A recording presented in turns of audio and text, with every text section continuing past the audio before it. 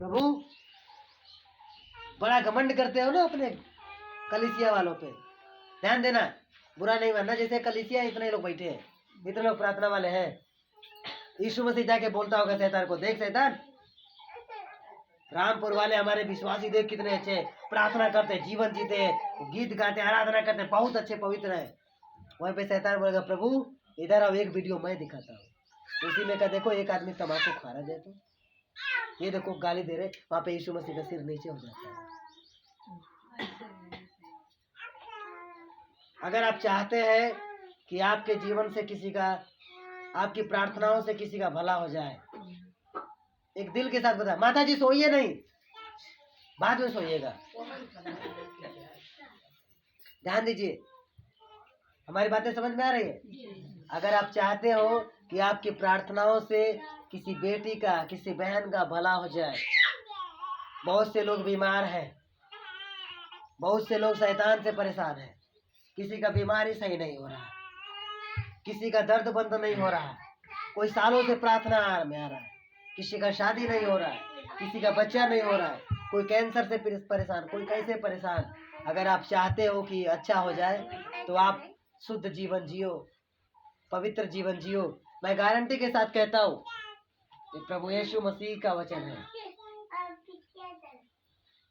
कामयाबी आपको पूरी मिलेगी। बाबू लल्ला शांत हो, बैठ जाओ, समझ में आ रहा हमारी बात।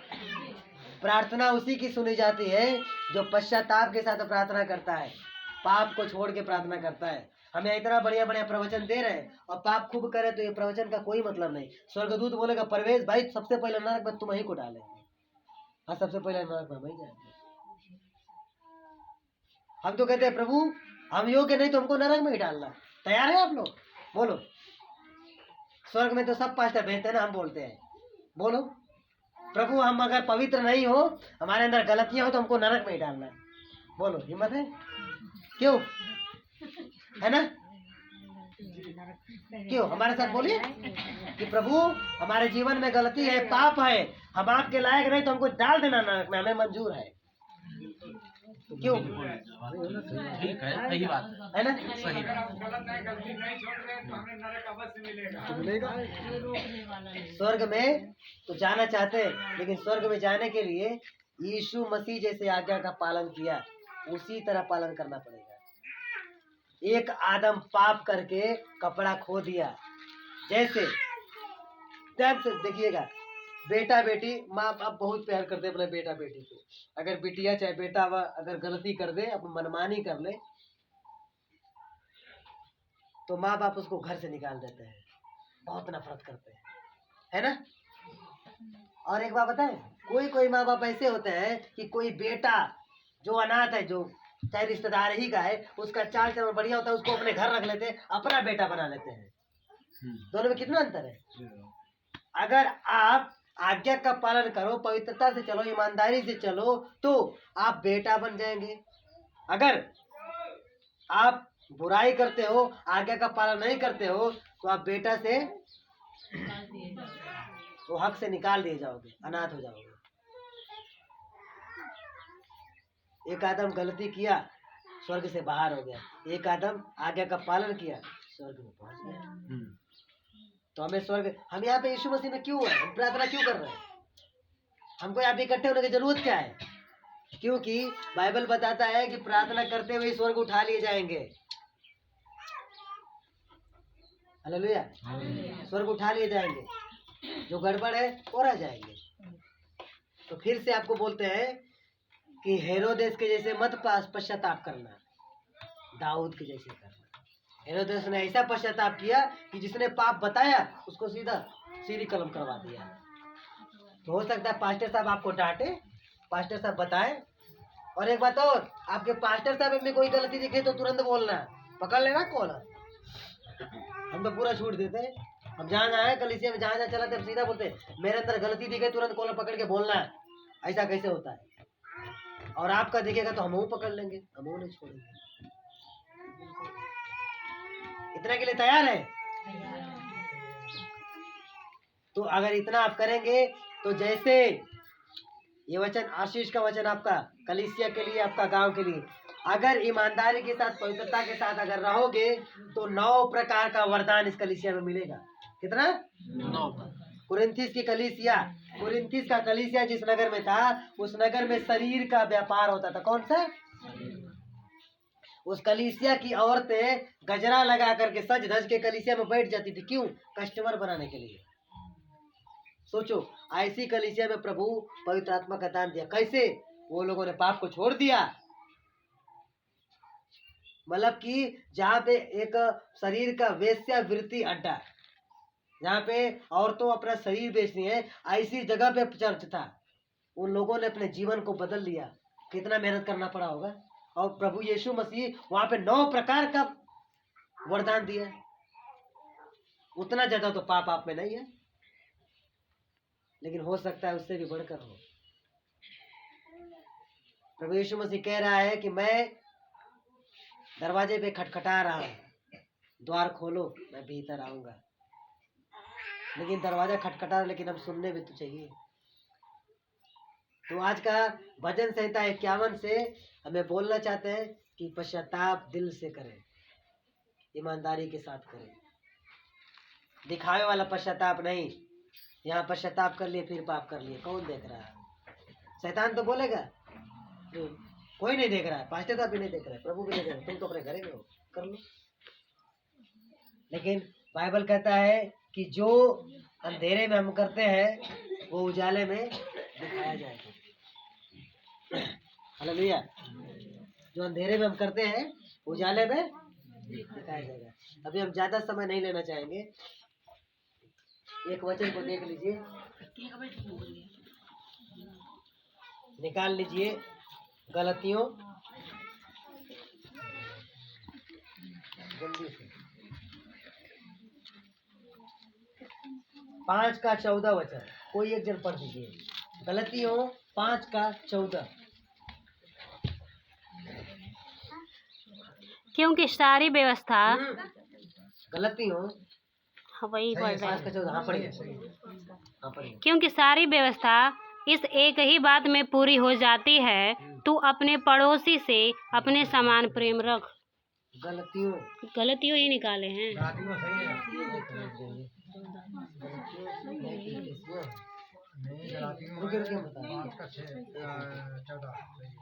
इफिसियों 5 का 14।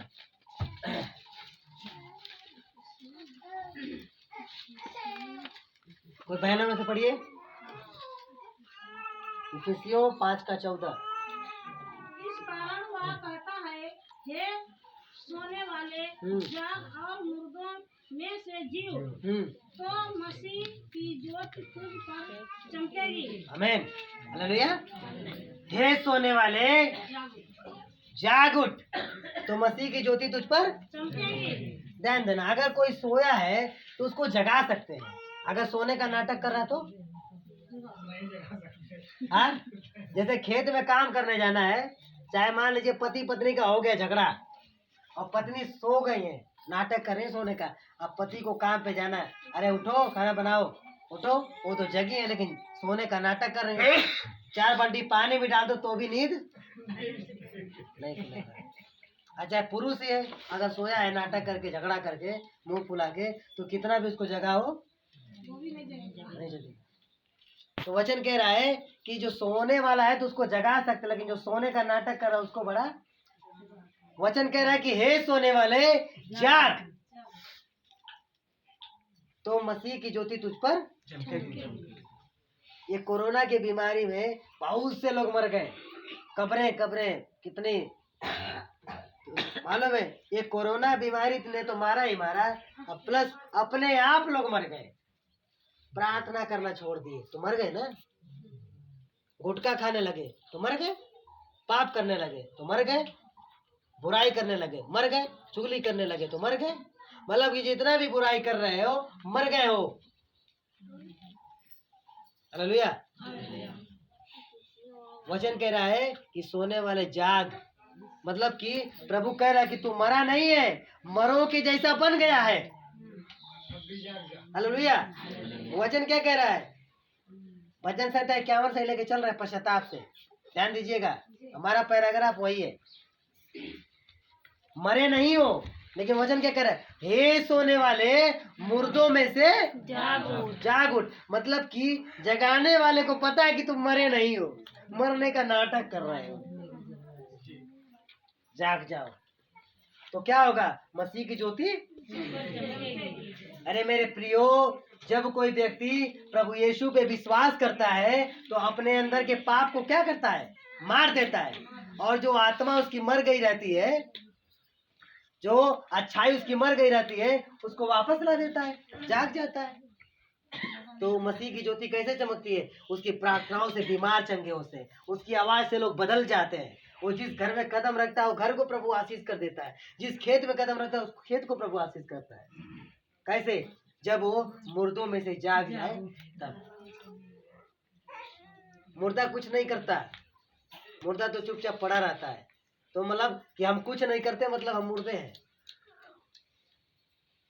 मुर्दों के समान बन गए हैं। इसलिए हम मुर्दों में से जी उठने के लिए प्रभु बोला है। मतलब प्रभु को पता है कि हम मरे नहीं है, हमारे अंदर की अच्छाइयां मर गई है, हमारे अंदर का आत्मिक जीवन मर गया है। जैसे आदम मर गया था, ध्यान देना, सुनो। जब आदम ने पाप किया, आदम हवा ने फल खाया, तो आदम ने क्या कहा, मर जाओ। आदम ने कहा ना हवा को, परमेश्वर ने नहीं बोला, आदम ने बोला ये फल को खाएंगे तो मर जाएंगे। सर्प ने क्या बोला, निश्चय तू नहीं मरेगा, निश्चय तू नहीं मरेगा। उसने खाया, और खाने के बाद क्या देखा, अरे हम तो जिंदा है यार। मतलब परमेश्वर झूठ बोलता था, कहाँ मरे, लेकिन उसके अंदर का जो आत्मा था, जो आत्मिक मृत्यु थी, वो मर गया। जैसे एक छोटा सा बच्चा है, गोद में एक बच्ची थी, क्या ना, वो बच्ची, उसके हाथ में सांप भी दे दो तो भी कोई फर्क नहीं पड़ेगा। क्यों, उसका मन निर्मल है, पवित्र है, शुद्ध है। तो हमारा जो जीवन है, जीवन में पाप है, वो पाप जब दूर होगा तो हम आत्मिक जीवन में आएंगे। तो इफिसियों की कलीसिया को प्रभु का दास कहता है कि सोने वाले मुर्दों में से जाग उठ। कैसे जगाता है, यह हेजकेल का 37 अध्याय में, सूखी हड्डियां बहुत है। खड़ा हो गया पास्टर साहब, प्रभु बोला तुझे यकीन है कि ये सेना बन जाएंगी, ये जी उठेंगी। पास्टर ने बोला प्रभु यदि आप चाहो, उसने बोला भविष्यवाणी कर, प्रार्थना कर। उसने प्रार्थना किया, उसके ऊपर मांस चढ़ गए, नस चढ़ गए। उसी प्रकार कलीसिया भी सूखी हड्डियों के समान है, हालेलुया, मुर्दे के समान है। और जब वो मुर्दे जब जी उठे तो परमेश्वर के नाम की महिमा, जैसे यीशु मसीह की महिमा। मैं भी पहले मरा हुआ था मेरे प्रियो, मैं पहले सिगरेट पीता था, गुटखा खाता था, तम्बाकू खाता था, बहुत बुरा था। इतना बुरा था, मेरे पापा बोलते थे कि ये औलाद मर जाता तो अच्छा होता, इतना बुरा था। लेकिन जब प्रभु यीशु मसीह को हमने ग्रहण किया, जो हमारे पाप, जो हमारे गलतियां हमारे अंदर जिंदा थी, उन गलतियों को हमने मार दिया। हमारे अंदर जो अच्छाई खत्म हो गई थी, उस अच्छाई को जिंदा किया। आज वही पापा बहुत प्रेम करते हैं, हालेलुया। इतना प्रेम करते हैं कि हमारे भाई बहन भी कहते हैं कि सबसे ज्यादा बबुआ मजले से ही प्रेम करते हैं, हालेलुया। तो वचन के द्वारा हम यही बताना चाहते हैं कि आपके अंदर की जो गलतियां हैं, उन गलतियों को आप मार दो, उन पाप को मार दो, पाप पे विजय पाओ। दोष मत लगाओ। कैसे दोष लगाते हो, अरे हम नहीं पाप करते, हमारे अंदर कोई घुस करके पाप करवा देता है। पौलुस कहता है ना, हम पाप नहीं करते, हम पाप नहीं करते, हमारे अंदर कोई आ जाता है और हमसे पाप करवा देता है।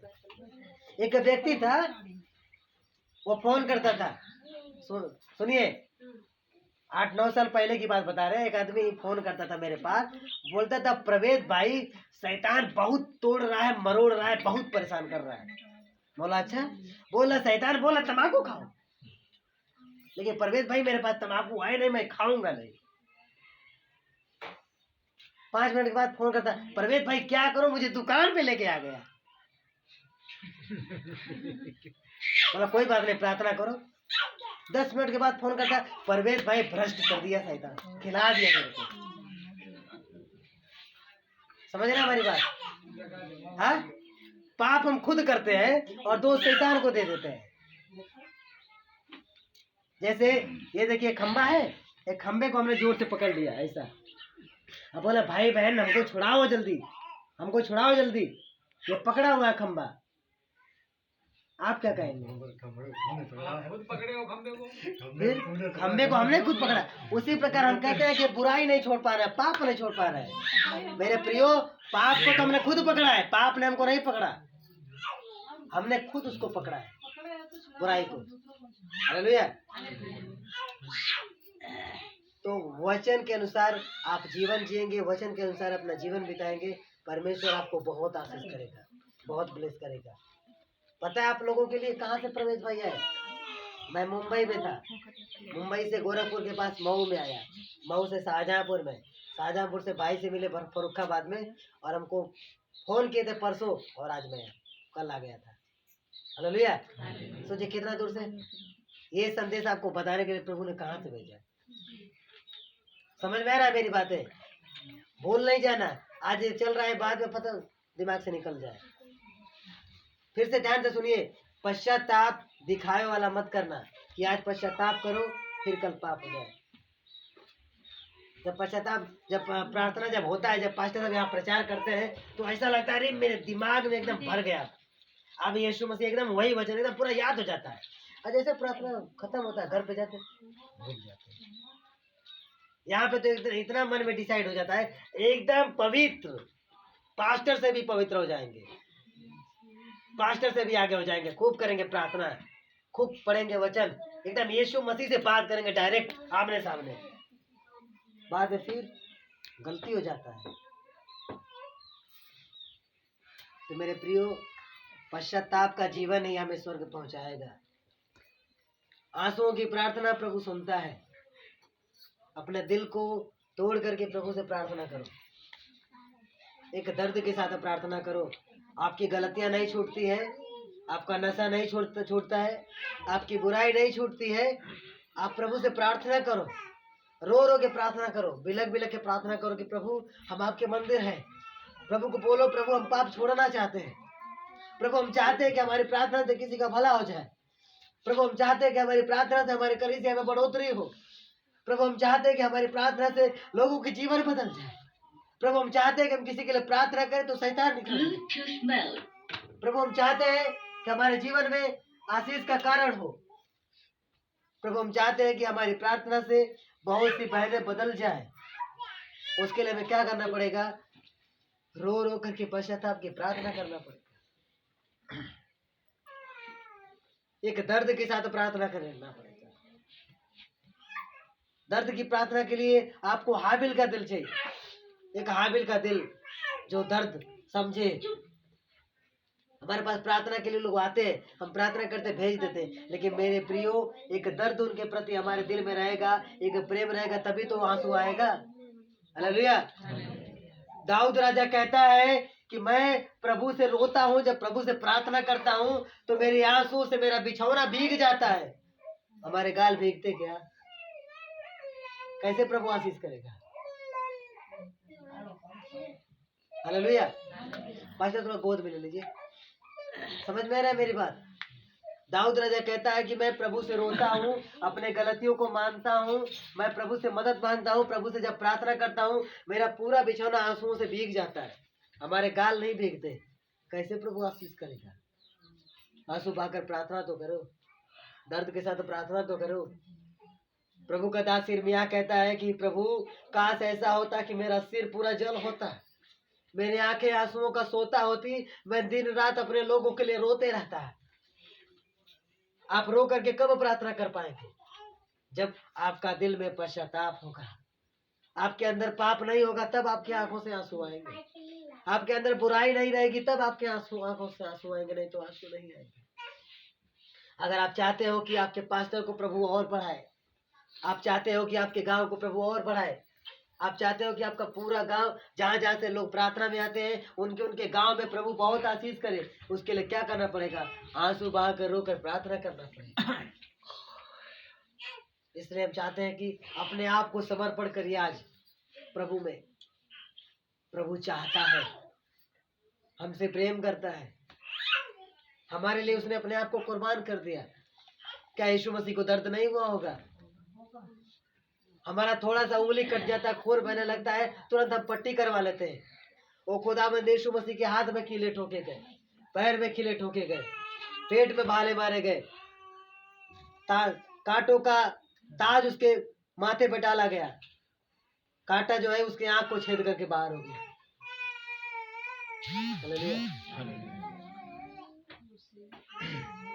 हम प्रभु यीशु मसीह के दर्द को जब सुनते हैं, बाइबल में पढ़ते हैं, तो अवाक हो जाते हैं। सोचो उसने कैसे सहा होगा। तो एक दर्द के साथ, पश्चाताप के साथ, केवल प्रार्थना में आने के लिए नहीं, आपकी प्रार्थना से मेरे बहनों, बहुत से लोग, बहुत से बहनें बेकार हैं, बहुत सी लड़कियां पागलों की तरह घूम रही हैं, बहुत से लड़के पागलों की तरह घूम रहे हैं, बहुत से लोग हॉस्पिटल में, उनके पास इलाज करने का पैसा नहीं है। कोई कोई लड़की है अपने घर को चलाने के लिए काम करती है। एक लड़की, उसका भाई बीमार है, उसके बाप मर गए, एक जवान लड़की कंपनी में काम करके अपने घर को चलाती है। उसने हमारे पास फोन किया, बोली भैया मेरे भाई को कई पथरी हो गया है, उसका ऑपरेशन करवाना है, 25,000 रुपये लग रहा है। भैया हम कहाँ से लाए 25,000? कौन हमको देगा? मेरे प्रियो, अपने उत्तर प्रदेश में ही बहुत से लोग दर्द में, पीड़ा में है, उनकी प्रार्थनाओं को जरूरत है। आप दर्द के साथ, पश्चाताप के साथ रो करके प्रार्थना करोगे। आप यहाँ हरदोई में प्रार्थना करोगे, प्रभु मऊ में चंगा कर देगा। आप यहाँ पे आंसू बहाओगे, प्रभु हरिद्वार में चंगा कर देगा, मुंबई में चंगा कर देगा। लेकिन हाँ, आंसू के साथ प्रार्थना करोगे तब। आप याद करो आपके लिए कैसे प्रार्थना हुआ। हमारी बातें समझ में आ रही? आप ये मत समझो आपको प्रार्थना करना नहीं आता। आप जो टूटा फूटा शब्द बोलोगे वही यीशु को पसंद है। लेकिन एक दर्द के साथ, एक पीड़ा के साथ, पश्चाताप के साथ, दर्द के साथ आप प्रार्थना करो। देखो प्रभु सुनेगा, प्रभु जवाब देगा। प्रभु निर्दय नहीं है, प्रभु दयालु है। वो तो इतना दयालु है कि हम पाप में है तो भी हमको माफ करता है।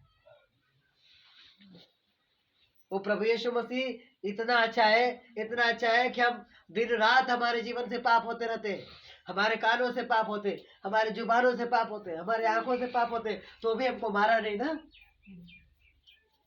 आप अपने गलतियों को सोच करके देखो, अपने कठोर दिल को दूर करो, एक प्रभु के लिए एक निर्मल दिल मांगो, दिल जिसमें जान हो।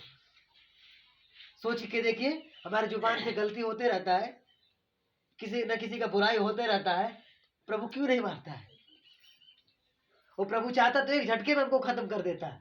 यहाँ पे हम खड़े होकर प्रचार कर रहे हैं, हमारे जीवन में बहुत सी गलतियां हैं। प्रभु अगर अपने ईमानदारी पे अगर चले तो हमें खत्म कर दे। यहाँ खड़ा होने के लायक नहीं है, बताने के योग्य नहीं है, लेकिन प्रभु हमको बार बार क्यों मौका दे रहा है?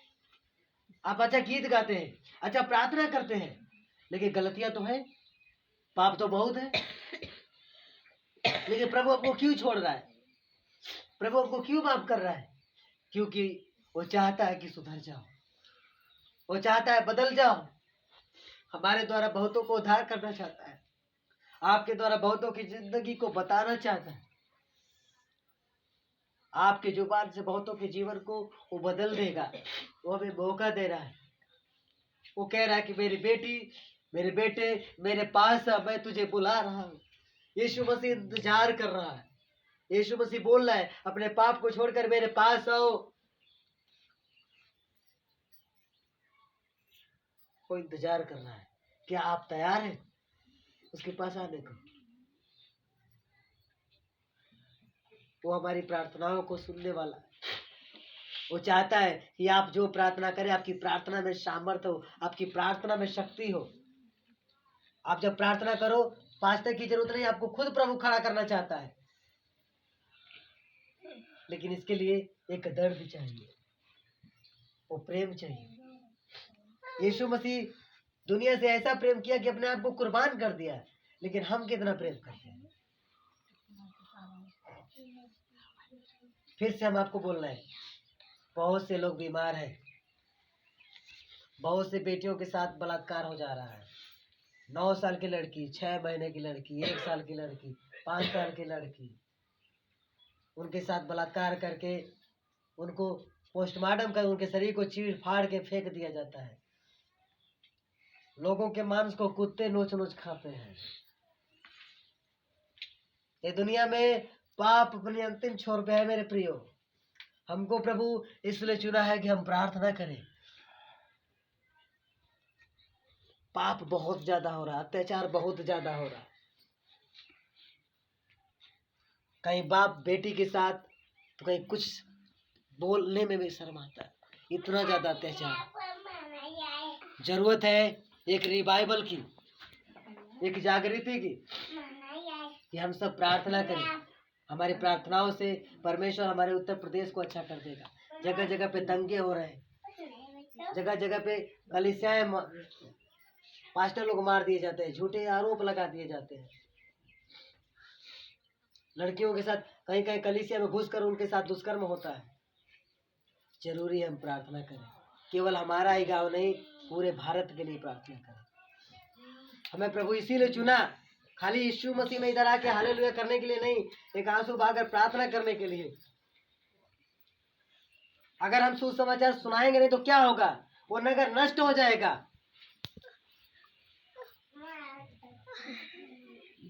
आइए घुटने पर होकर के एक गीत लेंगे और प्रार्थना करेंगे। हम चाहते हैं कि आज खुल करके आपके अंदर जो गलतियां हैं, जो दर्द है, आज प्रभु को बोलो। अपने अपने घुटने पर आइए, गीत लेंगे, प्रार्थना लेंगे।